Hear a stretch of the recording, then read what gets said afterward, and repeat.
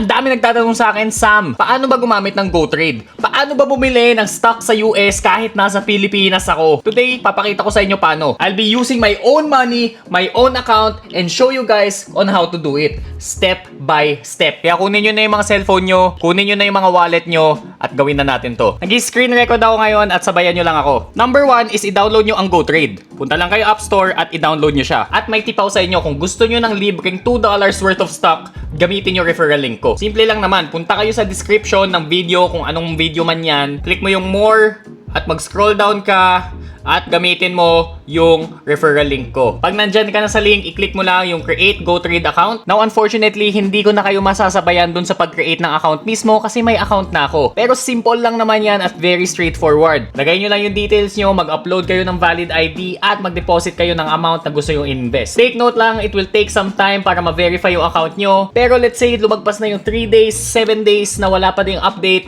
i-email mo lang yung customer support nila and within the day, dapat ma-verify na kayo. Let's say may account na kayo, paano ba mag-deposit? Press mo lang yung dollar dito sa baba and deposit instantly to GoTrade. Now, piliin mo kung ano yung gusto mong gamitin na payment method para mag-deposit. Pwedeng BPI, InstaPay, or Maya Wallet. Saan? Paano kung GCash gusto ko gamitin? E di InstaPay malamang. Take note lang na may 45 pesos fee yan. In my case, let's try InstaPay. How much Philippine peso would I want to deposit? I want to deposit 5,000 pesos. Preview deposit.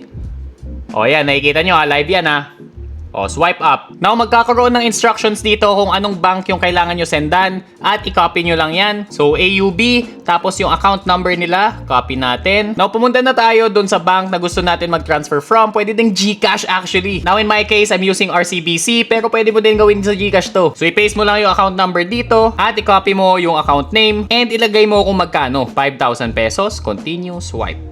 Successful na ang ating transfer. Tapos pindutin nyo lang yung I've made the payment. Now, it will take a bit of time bago ma-receive ng GoTrade yung funds. Huwag kayo magpanic kung hindi nyo makita dyan. May lumabas na notification sa akin na na-unlock na daw yung cash. Now, unfortunately, hindi ko mapakita sa inyo yung value ng cash ko dito. Pero maniwala na lang kayo, andyan yung $80. So, since andyan na, pipili na tayo ng stock na bibilhin. In my case, and what I always suggest you to do is to just buy ETF. What I always buy is Vanguard, which is VOO. S&P 500 yan. So, pindutin lang natin yung trade, pindutin natin yung buy. Dito sa taas, may mga nagtatanong din kasi sa akin, sama no ba dapat buy in shares or buy in dollars? For me, what I'd say is just buy in dollars kasi mas madali sundin and i-type mo lang kung magkano yung gusto mong bilhin in dollars. In my case, ang total cash ko dito is 81.44, so that's how much I will be buying. 81.44, preview buy, and then swipe up mo lang. Congratulations, you have bought your first stock. Guys, ganun lang kasimple. Pwede mo pa nga i-flex tap to unlock bragging rights. Now, if bumili kayo ng stock during the weekend or before 10 PM, makikita nyo siya dito sa pending orders. Kasi sarado pa yung market ng US. Makakabili ka lang ng stock kapag nag-open na yung market doon. Pero huwag ka na mag-alala, pwede mo na i-close yung app, automatic na yung bibili pagka nag-open yung market nila. Ganun lang kasimple. Investing is not hard at all. And I'm happy na nandito ka kasi sa lahat ng Pilipino dyan, sure ako na ikaw yung isa sa mga Pilipino na may magandang future kasi nagsisimula ka na mag-invest. Now, comment down below kung ano ba yung strategy nyo when it comes to investing. And don't forget to subscribe para hindi ka mamatay na brokey.